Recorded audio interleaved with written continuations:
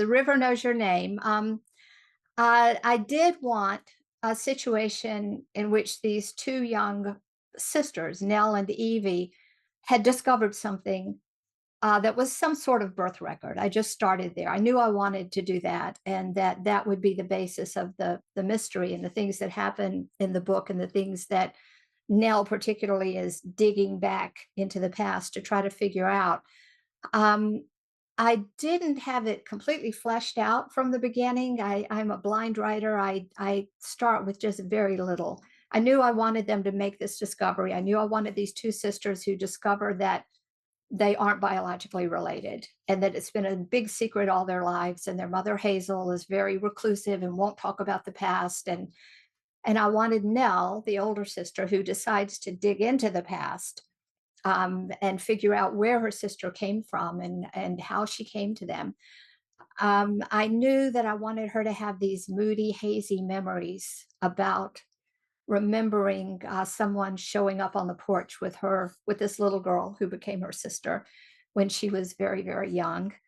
Um, but other than that, I just kind of start the story and I go down one path or another path, and every chapter, every scene will spark an idea, and you'll go that way, and maybe it'll work, maybe it won't. But then some better idea comes along. Then I'm not an outliner, because the best ideas for me come along the way. So yeah. So And when you go ahead. Sorry. no, no, no, please, please. Well, you asked me what the document was. There were reasons why it couldn't be a birth certificate. As I researched things, I had to keep crossing off things that it couldn't have been. So I found that there were cradle rolls back then that churches had, and when a baby would be born, they would have this document that was a record of their birth, and have some little celebration there. And I found some of them online and what they looked like, so I made it that. The story begins in Clay Mountain, um, North Carolina, which is loosely based on my stomping grounds in the North Carolina mountains, which is a little place called Grassy Creek, which is a fascinating place up in the northwest corner of North Carolina. There used to be a high school. This is a detour, but there used to be a school there where the elementary school was on the left side. It's all one building. Elementary school was on the North Carolina side. The high school was on the Virginia side, and the central hallway was the border of the two states. But yeah, Clay Mountain is just loosely based on that area that I love. As far as the two timelines, they are very different. Nell's timeline is 1971 Mississippi, and Evie's timeline is the early 1930s Mississippi. I'm sleep deprived. Sorry about that. Nell's 1971, starting in North Carolina, then she goes to Mississippi. But the difference in the two is that the 1930s timeline with Becca and Evie as a baby is much more lush, much more. That's where I could play a lot with lyricism and symbolism, and really atmospheric feeling. And the 71 timeline was a little more modern, and I tried to rely on Nell's hazy memories and these moody sequences of her remembering these shadowy things to give it some atmosphere, a little sense of a little bit of eeriness.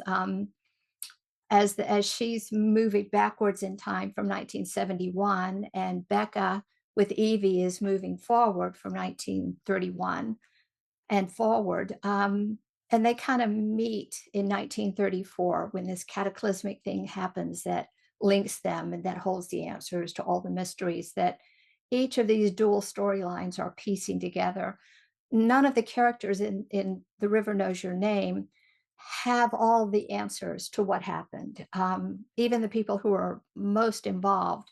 But the reader is seeing the overlap between the two dual timelines and the kind of threading of the two together. And the reader is picking up clues from everyone and putting together the big picture that no one in the book sees. I had two deadlines on this book. I had an extension, and each time I tend to work into the wee hours of the morning.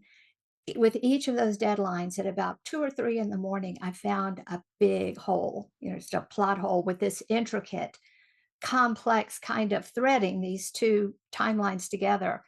And knowing I had to turn this in within hours and really groggy, I had to find an answer, and they both looked impossible. I thought the whole book was done. But I found an answer somehow for each of those, and it made the book better, and it added something to the book that really helped.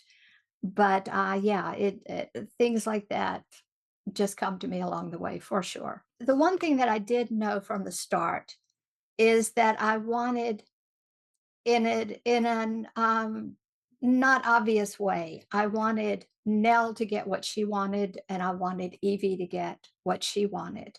And they did. They each got what they wanted, which is not what you would expect them to have wanted. It's not the happy ending that you would have expected would be ideal.